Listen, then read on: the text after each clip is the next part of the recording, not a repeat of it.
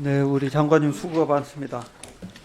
우리 오염수 처리 과정을 보면 일단 후쿠시마 원전 자체에 이제 오염수가 있고 앞으로 이제 알프스 과정을 거치는 오염수가 있고 그게 방류가 되면 이제 해류를 따라 흘러서 우리나라까지 올 개연성이 있고 이런 한 3단계로 나눠질 수 있는 거죠. 네, 네.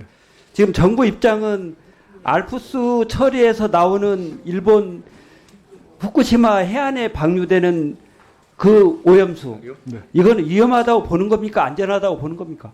그건 아직까지 검증이 안 됐다고 그러니까 보시면 그렇지 않을까 그거는 싶습니다. 위험성이 있다 이렇게 보고 있는 거죠, 예, 기본적으로. 완전히 안전하다 이렇게 그렇게 그렇게 보고 있지는 그러니까 않습니다. 후쿠시마 오염수, 즉 알프스를 처리된 처리수 오염수, 이거는 안전하다고 단언할 수 없다 하는 게 정부의 입장이죠. 예. 네.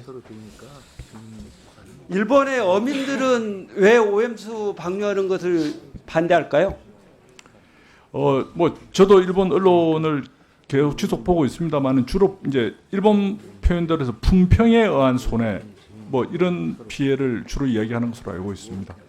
뭐 품평에 의한 손해, 뭐 여러 가지 손해가 있겠죠. 일단 기본적으로 안전하지 않기 때문에 품평이 안 좋다고 위험하다고 나오지 않겠어요. 그래서 오염이 되는 거고, 저는 이제 후쿠시마 오염수 방류 내용에 대해서 실제 우리가 알프스 처리된 내용도 안전하다고 담보되지 않았다면 우리는 그 내용의 위험성을 염두에 두고 방류하는 거에 대해서 위험하다고 이렇게 얘기를 해야 되고, 방류하는 것 자체에 대해서 동의하는 듯한 입장을 취하는 것은 옳지 않다 이렇게 생각합니다. 네, 정부 입장도 그렇습니다. 검증 그러니까 과정에 있습니다. 그 분명히. 내용은 명확하게 오염수 방류에 대해서 위험 개연성이 높기 때문에 위험하기 때문에 이 부분에 대해서는 더 좋은 대안이 있으면 더 좋은 대안을 거쳐야 되고, 또 설사 방류를 하더라도 엄격한 검증을 거쳐야 된다 이런 입장을 기본적으로 갖춰야 되고요.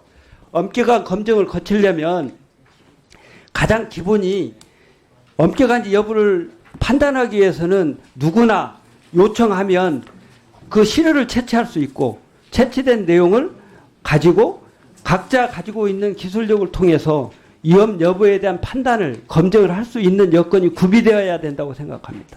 근데 지금 현실은 그런 요건들이 구비되어 있지 못하죠. 그거 허용되고 있습니까? 시료 채취나 이런 부분들에 관해서는 어떤 객관적 기준이나 이런 거는 있어야 된다고 봅니다. 아니 시료 채취를 아무나 아니, 가서 불안을 해소하려면 우리 그러잖아요. 환경 위험이 있다고 민원이 들으면 불안이 들으면 같이 합동으로 가서 현장에 가서 원하는 시기에 원하는 위치에 채팅을 해서 그 내용을 지금 우리가 검증하지 않습니까? 예, 의원님 저는 일본 원전도 마찬가지라고 생각해요. 그렇게 해야 된다고 지금 생각해요. 그 과정을 지금 IAEA가 하고 있다. 아니, 그러니까 그 IAEA도 되겠습니다.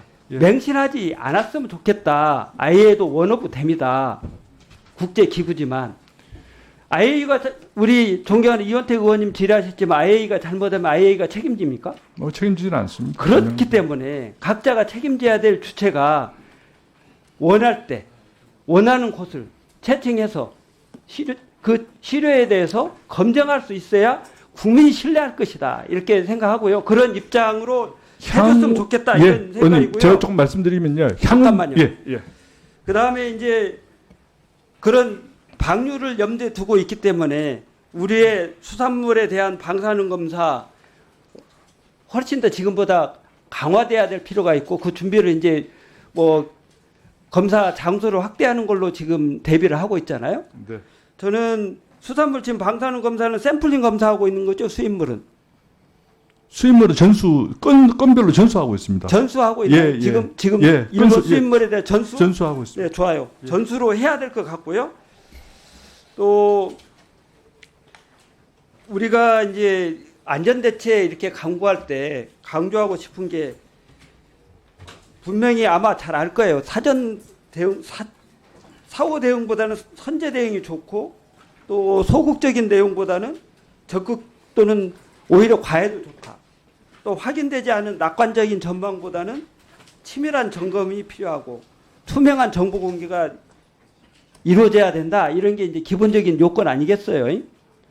그러면 일본 후쿠시마 오염수와 관련돼서도 이런 조건들이 충족돼야 된다 이런 말씀을 드리고요. 그런 측면에서 연장선상에서 말씀드리면 지금 방류가 임박해 있고 한번 방류되면 수습이 되지 않는 또 주워 담을 수 없는 한계가 있고 이런 또 사전 대응이 중요하기 때문에 지금 우리가 그동안 일본 정부에 또는 IAEA에 요구했던 여러 가지 정보 공개 또 시료 채취 허용 뭐 여러 가지 조건들을 사실은 문재인 정부 시절에 그 조건을 만들어 놨는데 이행된 게 하나도 없어요. 그러면 이런 내용이 담보될 수 있도록 제대로 우리가 하려고 그러면 우리 해양법 재판소에 제소를 통해 가지고 잠정 조치를 받아놓는 것이 오히려 이런 걸 담보하는 그래서 국민의 불안을 해소하는 첩경이다 이렇게 생각하거든요. 거기에 대해서 정부가 좀 적극적으로 임했으면 좋겠다 이런 생각인데 동의하십니까?